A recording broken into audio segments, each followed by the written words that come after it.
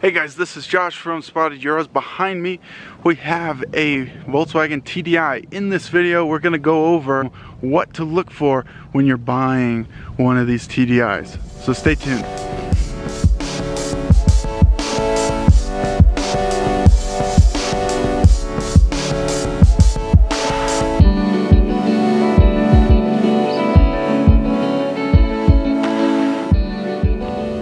Okay, so for those who are new, Spotted Euros, we're a used car dealership. We buy and sell Volkswagens. We buy and sell Volkswagens just like this. We do quite a bit of these Tdis. Volkswagen's been selling quite a bit of them, or a lot of them, at the auction, dealer only auctions. So like I said, I've bought and sold plenty of these. I am at the auction right now and I am looking at this diesel to possibly buy if it sells at the right price. Now the same things I look at are the same things that everyone needs to look at when they're looking at these Tdis. They're great cars, they run great, you can put 1,000,000 miles on them, but there's just a couple of things after buying and selling so many of these that you need to for sure look at. The first couple of things you should look at are pretty much across the board. You know, it doesn't necessarily matter what kind of car you're buying. It's all the kind of stuff that you should be looking at when you're buying a car, especially a used car. So right off the bat, you need to do a walk around of the car.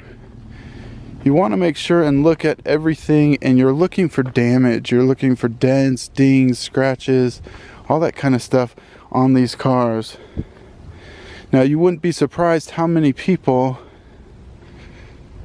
come to buy a car and they hardly look at it, and then they're kind of surprised by a ding or a dent or something else after they already bought it. So you want to make sure you're checking everything out. You want to see if anything's out of place. Now this particular one seems very clean. There's really not much here. The only thing I noticed, or a couple of things I noticed, is this grill piece is broken here. And there was this mark here, scratch.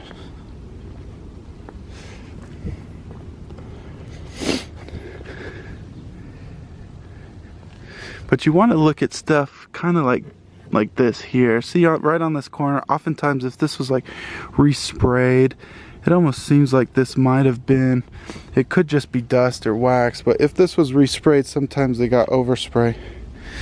But this here doesn't look like to be anything, but there's a couple of marks. But overall, it's a used car, 100,000 miles on this one, so it looks pretty good. Next thing you want to look at are the tires. They have good tread, but they are different brands. If it matters to you, the point is just to take note of it. Now, more specific to this one is the window tint. You got window tint all the way around, and you also have window tint on the front windshield. Now, I personally like the window tint, but obviously if that's a problem in your state, you got to make sure that you're not buying a car that's got window tint that's illegal. Side windows especially, I don't know of really any state, maybe Arizona or something, but the windshield is usually a big problem. If you're buying this from a dealer, they might be able to do their own inspection and they'll be able to register the car. But if you have to inspect this, you know, in a year down the road, you might run into a problem. Okay, so the next thing you want to look at, just real quick, are the wheel wells. I'm not sure if you can see, but pretty common. These front wheel wells, you know, this might be busted out, and you just want to make sure you're aware of it. It's not the end of the world. You can always get another one. But like I said, you want to be aware of it. Now, you always want to look under the car, mainly the front. The main thing you're looking for is any leaks if the engine's real oily. But then the other thing is, with a lot of cars, people don't realize, and they tear out all of the plastic covering on the bottom. If it's my personal car, I want to make sure and have all this covering down here. This one, like I said, is pretty clean. You don't even have scratches really on this front lip. And then there's a couple of dings on the front hood. So like I said, most of all of that is going to be pretty general. You know, doesn't matter what kind of car you're looking at. That's kind of how you should really take your time and look at a car, not necessarily trying to find something or a reason not to buy it, but just so you're aware of what's going on. Now, something a little more specific. Now, when I look at these cars, I can definitely get very nitpicky on stuff. One of the things that's pretty common actually is this rear tow hook cover. So there's a rear tow hook that goes in there, and I bought quite a few of them that actually have that missing. Now, it's not, once again, it's not a huge deal. You can always get another one, but often unnoticed because of how low it sits. And if you're walking close to the car, you're not going to see it down there. Okay, so now once you've taken a good look around the outside of the car, I would say the next step is to look under the hood. This car's super clean except for the engine bay. Now you can always spray these things down, so it's not a big deal, but these covers, I mean, that's pretty much a design flaw. Almost all of them are sagging like this, and then they'll just rub on the engine cover. I've taken these out, the ones that are really bad, or you can try and rig it up so it stays in place. The point is, they're all just kind of messed up. Now, specific to the Tdis, make sure when you're buying this that they have the Volkswagen Tdi emission proof here. They're always under the hood. I've seen it here or here, but they'll always be usually on the driver's side, and it'll let you know when this was repaired. So this was repaired quite a long time ago, actually, March of last year. Now you can always call up the new Volkswagen dealers, and they can give you the specifics on the warranties. There's a warranty on these cars, but it's based off of when this was repaired. So some of the cars that I'm buying recently, usually they're repaired recently. So if it was repaired last month, then obviously your warranty is gonna extend a lot farther, whereas this one was a year ago, so you're already missing out on a year of that warranty. So overall, this is definitely a great car. Now keep in mind that these cars come filthy from the auction. I mean, most of them have been sitting in fields. So if you come across the new, really clean one, especially one that doesn't have a lot of body damage, I mean, that's definitely a good sign.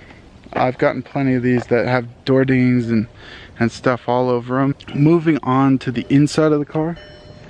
Once again, same sort of thing. You want to look over everything. You want to pull down. There should be a door here. Take a look at these vents. As you can see here, almost all of these vents are broken. So like this one here is broken. Just something to be aware of. Look in the back here. A lot of these come with mats on it. This one doesn't, but it does have the cover, which is nice. Not that I really use this that much, but I just like to have a complete car. Now in this one, you can see all of these little white hairs, especially on the back seat. Just means the person had a dog back here. Now this, just I didn't really show that well. So this lifts up here to get to the spare tire. There's also a cubby in the back here.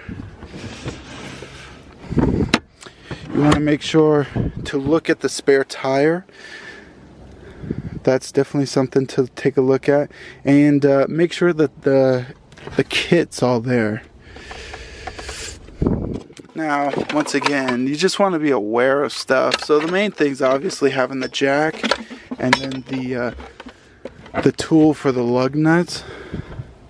And if you have the caps, they have plastic caps, you want to make sure and have one of these, because these caps are almost impossible to take off. Now you can buy all this stuff. Now what's missing from this is a tow hook.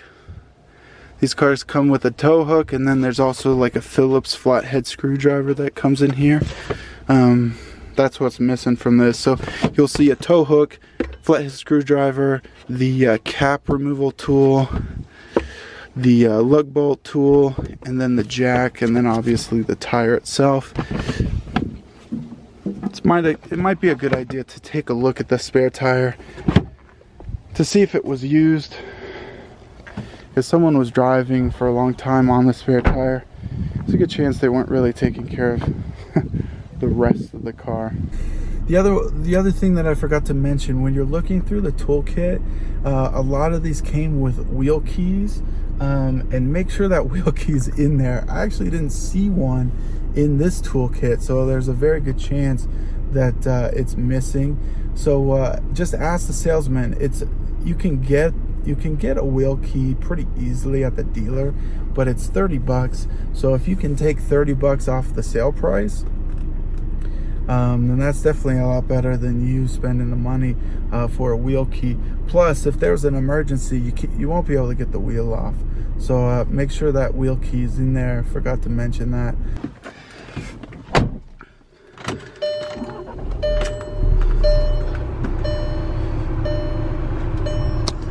So start up, make sure there aren't any lights on the car. If you haven't had a Volkswagen before, these lights here are just, they're gonna show up. What you're looking for are like check engine lights or anything, but this DRL is driving lights, so that's just during the day. If I flip on the actual lights on the car, that goes off. And then this is for your foot. It locks you out of changing the gears. Most cars do that. And then the seatbelt, obviously. Now once you have the car started, you just want to make sure, come in and see if you hear anything a little different. Now obviously these diesels, it's a diesel, right? So it's going to be louder, it's going to kind of clank around. So you're just trying to see if there's anything that sounds weird or sounds unusual. Or also the fans, if the fans are acting weird, you want to be able to notice that. This all sounds normal. This is the battery. This is the Volkswagen stock battery, so this one came originally. So at this point it's getting kind of old, but it should still be okay.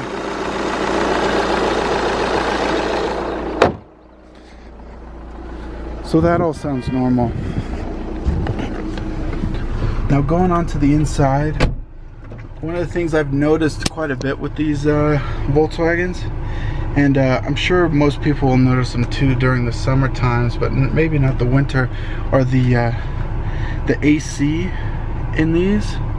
I think just sitting in a field and not running or whatever, for whatever reason, sometimes the AC system has problems. I've had it down to like mechanical problems, but also most of it seems to be a recharge. And actually this car here seems like it could use a recharge. Anyway, so just be aware, turn on the AC, feel the temperature. Even if it feels cold, like this AC, I know you can't pick it up on the camera, but this AC feels cold, but it's definitely not cold enough. you'd have to just be, you know, leaving that on. Anyway, so turn on the AC. The other thing is, if yours comes with a sunroof, you want to make sure there aren't any leaks. Now you'll be able to tell by any stains on the headliner here. This one looks pretty good. The other thing is this rubber seal, for whatever reason, after time it turns to that color. They're all this way. You can clean it. It takes quite a bit of time, but you can clean it so that it's just black. Make sure you pull the shade out. A lot of these shades are broken or missing. Some people, that's a big deal. Other people, they don't care. The point is to be aware of it. Now once you're inside, you want to, kind of like the rear vents, just take a look around and make sure you're not seeing anything that's broken, that all the vents work, everything like that. You also want to turn on the radio.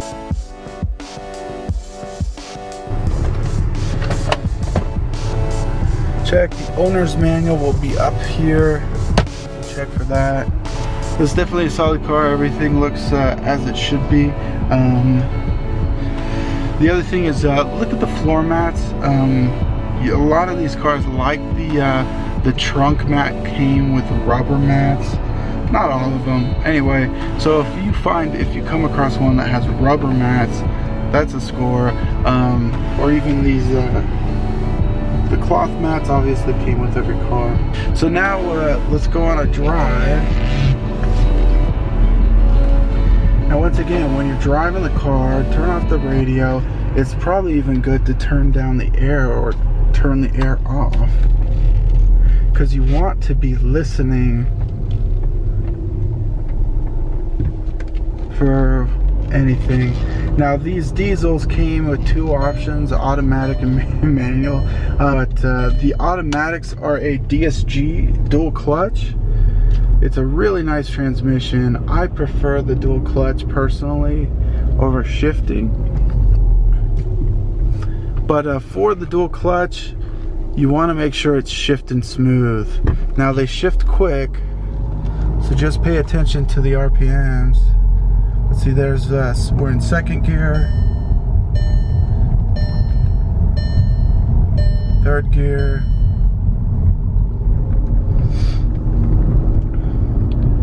So this one shifts pretty good. You want to make sure it's shifting smooth. It should be smooth unless this hasn't been serviced.